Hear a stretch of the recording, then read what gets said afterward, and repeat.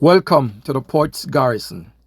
Please like, subscribe, and share. Thank you.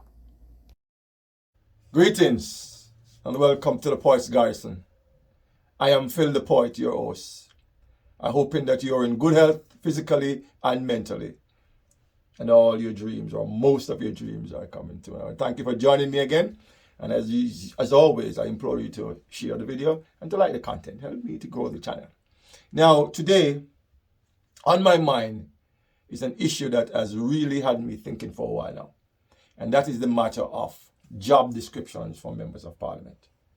Now, earlier this year, after we saw the salary increases given to government members and opposition members and councillors and the GG by the government, Prime Minister Andrew Ole sought to justify that inconsiderate, uncaring, and selfish salary increases that were issued by saying a job description will be or has been developed for members of parliament. And that had me scratching my head. A job description for member of parliament, how will that work? Is this for real, or is just a PR tool, or is it some more BS? Now, before I even get into that, one of the persons who got this massive salary increase was the Governor General, 30 million, 34 million, I think. Now, what on earth does the Governor General do? Open his parliament ceremonially, and people get some position enough to get sign off on it. 34 million for the year. Anyway, in his attempt to justify it, he said that the transformational implementation unit in the Ministry of Finance had used what he termed as well-established methodology to develop job descriptions for MPs and government ministers. So a job description for MP. I don't too worry about government ministers, but MPs. And they were developed in the Ministry of Finance. Now, I understand the Ministry of Finance has to have a HR unit. Right. But is it at that level or the highest level in the country, where job is something as technical or something as, with a deep meaning as job description for MPs and ministers developed in the Ministry of Finance? Is it no more appropriate ministry has skilled persons in this area? Anyway, he also said that each parliamentarian will be required to write a report to him, the Prime Minister, and on what they're doing in their constituencies. Now, when I heard that, it had me scratching my head, because I'm thinking reporting to the Prime Minister, that's a no-no. As it is a breach of the fundamental principle of the separation of powers between the legislature and the executive. How can we have legislators be accountable to the executive? How? That sounds like not much dictatorship to me. The Prime Minister said, and I want to read what he says. Prime Minister Onis announced that the long-awaited job descriptions for government ministers and members of parliament are completed and will be tabled in parliament shortly. Onis said the job descriptions were completed in 2021 and were revised by Justice Minister Delroy Chuck and Minister of Legal and Constitutional Affairs Marlene Malau Fort last year. They will be tabled in parliament for the public to view, said the Prime Minister. And this was said in May of this year, on May 21st or thereabouts. Today makes it almost a month, and we still haven't seen that document or anything being tabled for this.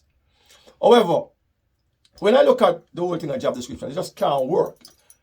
It's just playing with people's mind and talk. Because everybody wants to say MP and all of this. It's a very subjective matter.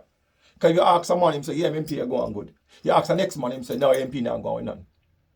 And political parties is all about competition.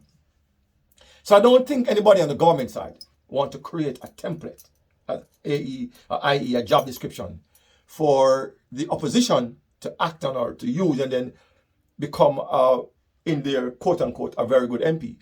Because government members want to see opposition members not perform in quotes, While opposition members also want to see government ministers government MPs not perform, so their members can replace them.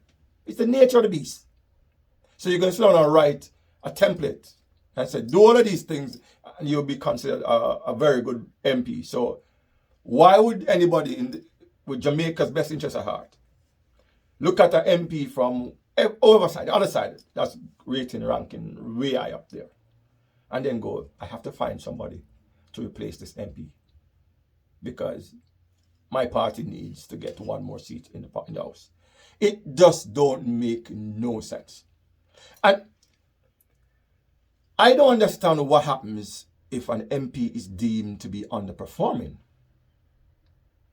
So you say, I am not performing. What would you do? What can you do? We look at George Wright. He's still sitting in the House, even though the JLP said they kicked him out of their party. He still sits in their House. They can't get him out of the House. So if an MP is underperforming, how would you get rid of that MP? Now, clearly, one of the issues is what is the real role of an MP as opposed to what people think an MP ought to be doing? What are you going to judge them off of? I mean, how do you quantify and measure an MP's performance?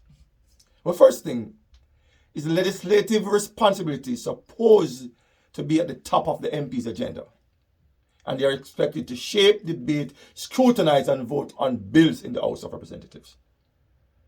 They also have an oversight responsibility to enforce Parliament's position as the institution at the apex of accountability. Then there's also the duty to represent their constituents' views and aspirations. But how do you measure all of that?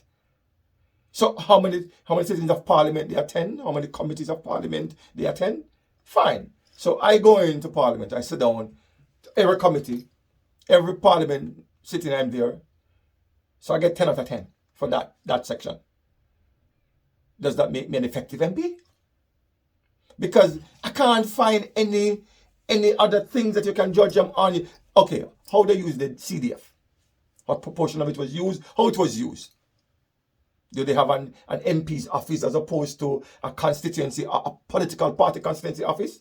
Are they staff in the office? Are they there? Are the people seeing them on a regular basis? I don't understand beyond that what you can use to judge them. And if you're going to put a committee in place, who will form this committee? Who will select the members of the committee? Who selects it? Who are the members? On what basis? You see, politics is so subjective. On what basis will you judge them?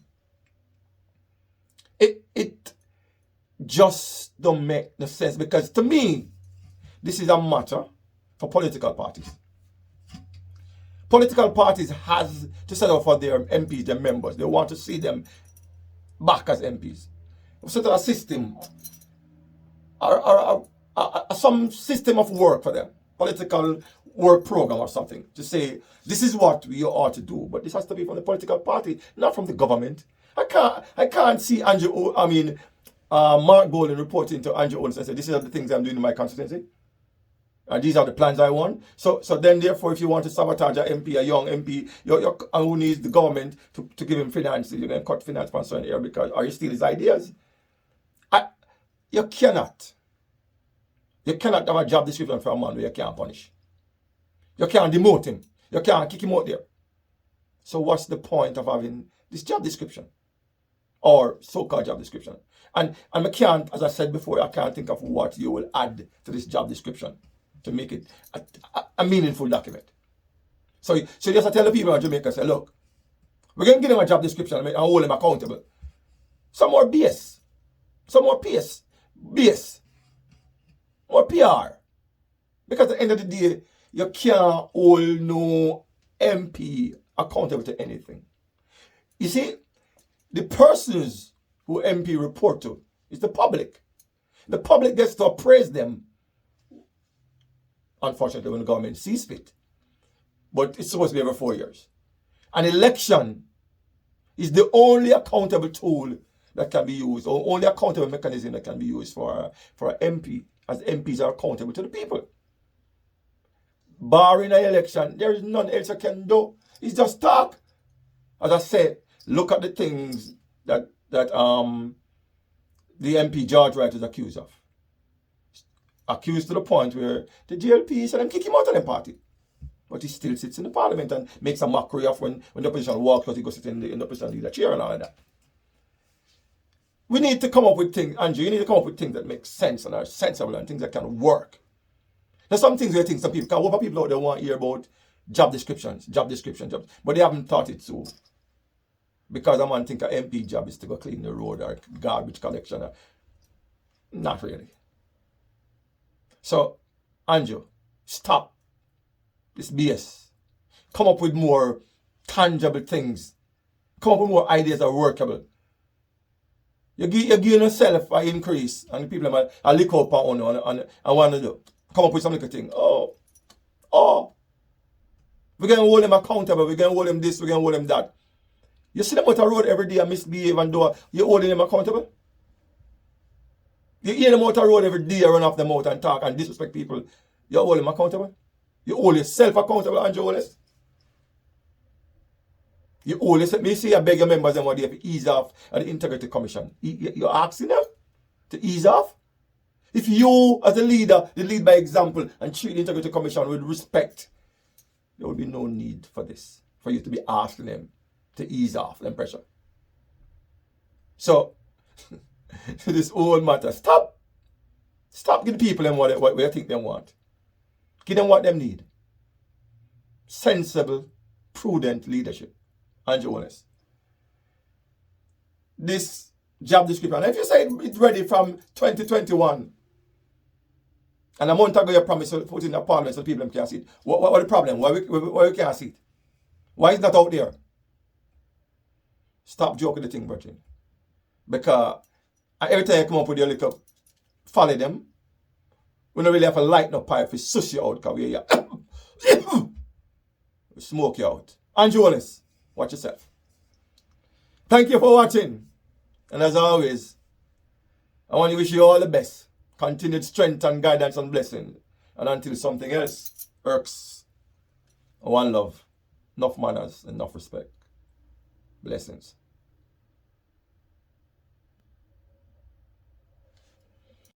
Thanks for watching.